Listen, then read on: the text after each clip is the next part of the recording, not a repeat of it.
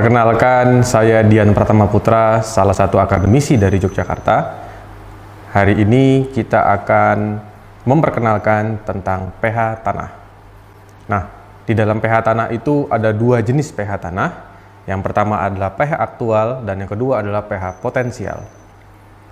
pH aktual merupakan pH yang dia langsung didapatkan ketika kita menganalisis tanah melalui baik dari pH stick ataupun pH meter. Untuk potensial, dia adalah pH yang akan kita dapatkan ketika kita menganalisis dalam waktu yang cukup lama untuk dilihat bagaimana pH itu dalam waktu ke depannya. Baik, setelah kita mengetahui apa itu tadi pH, ada pH potensial, ada pH aktual. Di depan saya ini sudah ada alat-alat tester yang dia itu bisa menganalisis kedua jenis pH tersebut, baik itu secara langsung ataupun secara skala laboratorium. Untuk skala laboratorium dan lapangan juga kita bisa menggunakan pH stick. pH stick ini bisa didapatkan di mana saja, di toko-toko kimia. Kemudian untuk yang warna merah ini adalah soil pH dan moisture test. Ini bisa langsung diterapkan di lapangan, baik itu kondisinya basah ataupun kering. Nah, itu kita bisa ketahuan pH tanahnya langsung di lapangan seperti hanya ditancapkan saja. Nanti akan kita lihat bagaimana cara penggunaannya. Seperti itu. Nah, pada dua jenis pH tadi, pH aktual, potensial, masing-masing menganalisisnya dengan dua kimia yang berbeda.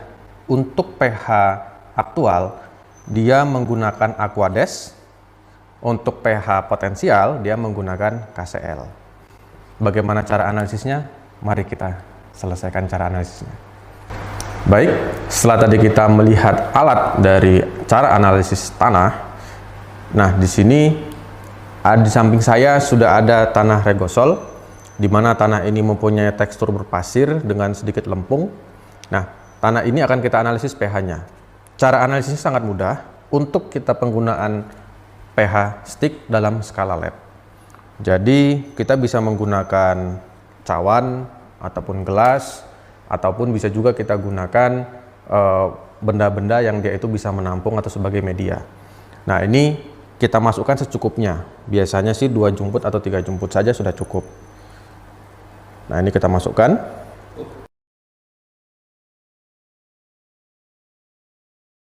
Setelah kita masukkan tanah tadi ke dalam cawan, lalu kita berikan pelarut untuk pH aktual. Jadi untuk pH aktual kita menggunakan Aquades.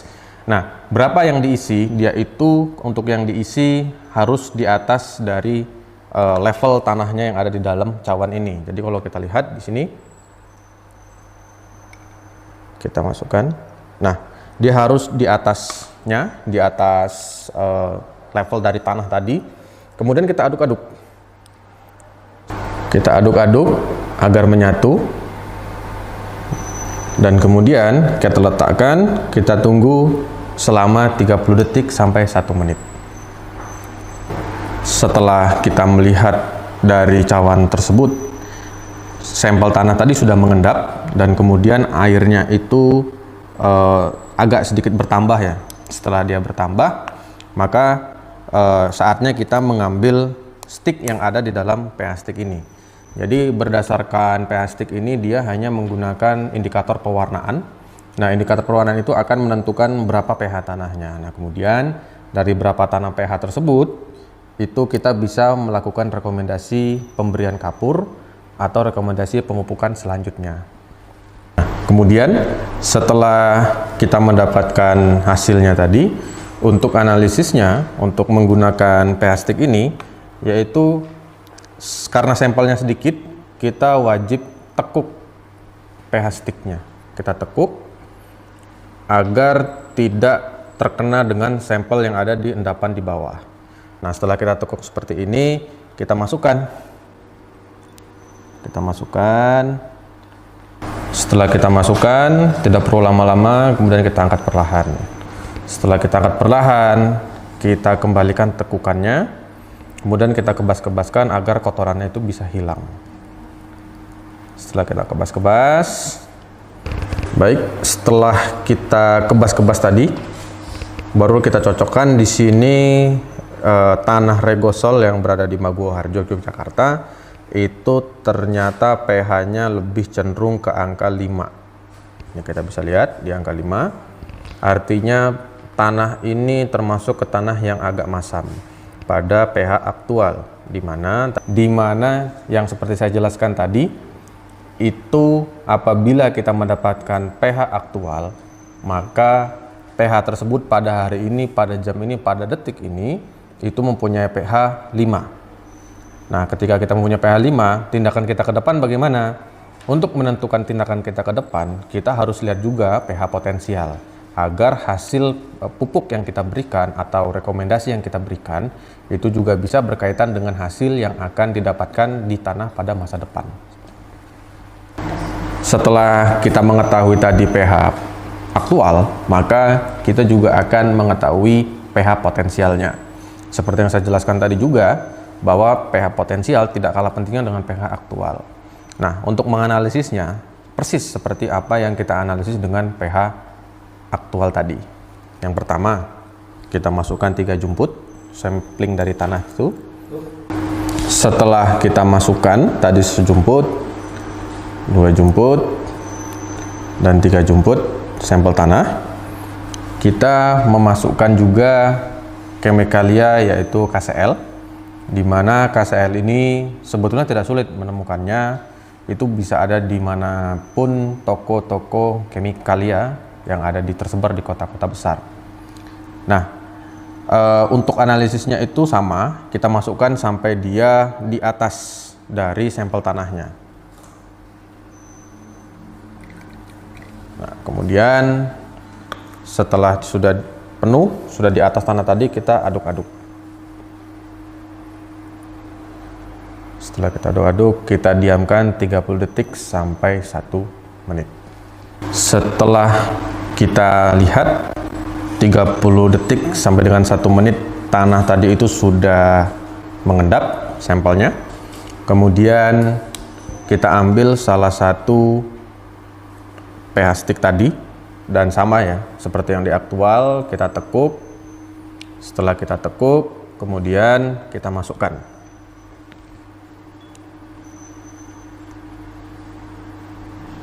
Oke, setelah kita masukkan, kita pukul-pukul agar kotorannya bisa hilang. Nah, sudah cukup.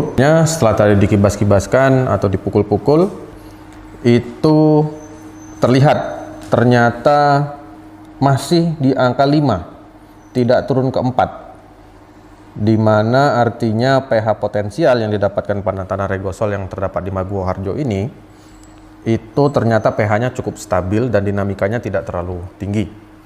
Nah, lalu apa yang harus kita lakukan apabila mempunyai pH tanah seperti ini? Yaitu adalah dengan pemberian kapur yang secukupnya. Nah, kapur itu dihitung setelah analisis lab yang lebih jauh. Nah, kalau kita nanti untuk di lapangan atau teknis langsung dengan tanah tersebut, bersinggungan dengan tanah atau bersinggungan dengan tanah tersebut, itu kita bisa gunakan sekitar 2 kg per 100 meter persegi. Jadi tidak perlu banyak-banyak. Jadi ikut rekomendasi yang dikeluarkan oleh Kementerian Pertanian. Nah, kemikalia yang saya pegang ini itu adalah KCl, Aquades, di mana untuk KCl ataupun Aquades itu bisa didapat di toko-toko kemikalia terdekat atau di kota dimanapun yang dia memiliki toko kemikalia. Nah, untuk di lapangan kadang-kadang kita kesulitan gitu ya untuk mencari Aquades, yang khususnya itu adalah kebanyakan analisis cepat di lapangan itu menggunakan Aquades, ini sulit mencarinya. Untuk pengganti Aquades kita bisa gunakan air mineral atau air minum yang pH-nya 8. Nah, itu bisa kita gunakan, bisa kita analisiskan secara langsung di lapangan. Nah, selanjutnya kita akan mempraktikkan langsung penggunaan soil pH and moisture di mana alatnya ini bisa didapatkan di toko pertanian ataupun di toko teknika yang ada di kota-kota besar. Nah, ini penggunaannya sangat mudah, hanya tinggal ditancapkan saja kita bisa tahu pH-nya. Jadi tanpa menggunakan kimikalia. Mari kita lakukan. Setelah alat tadi kita buka, kita unboxing, alatnya seperti ini, berbentuk kerucut. Nah, nanti tanahnya itu dimasukkan ke dalam. Setelah itu, ini ada tombol. Tombolnya itu kalau ditekan, dia untuk kelembapan tanah. Tapi kalau dilepas, dia untuk pH tanah. Nah, ini kita hanya cukup menancapkan saja. Contohnya di sini. Nah, ini ada salah satu tanah atau lahan yang sama. Sampelnya adalah tanah regosol. Itu untuk aplikasinya kita cukup membersihkan dulu, memastikan apakah tanahnya itu cukup lembab. Tancapkan, kemudian kita tinggal tancapkan saja. Nah, setelah kita tancapkan, pH-nya langsung berangsur bergerak. pH-nya bergerak, semakin berkurang. Ya, terus masih terus berkurang. Nah, biasanya memakan waktu sekitar hampir 5 menit. Setelah kita tunggu 5 menit, ternyata hasilnya juga 5. Nah, hasil 5 itu artinya apa? Dia sama seperti yang ada di pH stick. Nah, setelah tadi itu dia sudah sama dengan pH stick, artinya alat soil tester pH ini dengan pH stick itu sama, dan kemudian tinggal bagaimana kita melakukan aplikasi pemupukan yang direkomendasikan. Misalnya ini di lahan petani, itu kita bisa gunakan rekomendasi dari Kementan, dan semisalnya memang mau dianalisis lanjut, itu bisa kita lebih jauh untuk melakukan analisis di laboratorium. Untuk penyelesaiannya, dia tinggal dicabut saja. Selesai. Nah, kemudian untuk pembersihannya bisa dibilas dengan air biasa, air keran, ataupun air mineral juga boleh. Selesai. Nah, itu tadi kita mengulas tentang pH tanah. Ada 2 jenis pH, yaitu pH aktual dan pH potensial. Untuk penganalisis selanjutnya itu bisa kita lakukan di analisis laboratorium. Nah, analisis pH ini sangat penting karena pH itu akan menentukan bagaimana nutrisi itu dapat diserap oleh tanaman, sehingga nantinya itu tanaman bisa memberikan hasil yang baik, pertumbuhan yang baik, dan kemudian akan meningkatkan keuntungan petani. Nah, itu tadi preview kita tentang pH tanah. Untuk bagi teman-teman petani, untuk teman-teman tani-tani yang masih muda, kita ada aplikasi Tani Milenial, di mana aplikasi itu akan memberikan informasi yang sangat komprehensif dan sangat banyak, yang itu punya hubungannya dengan pertanian yang ada di Indonesia.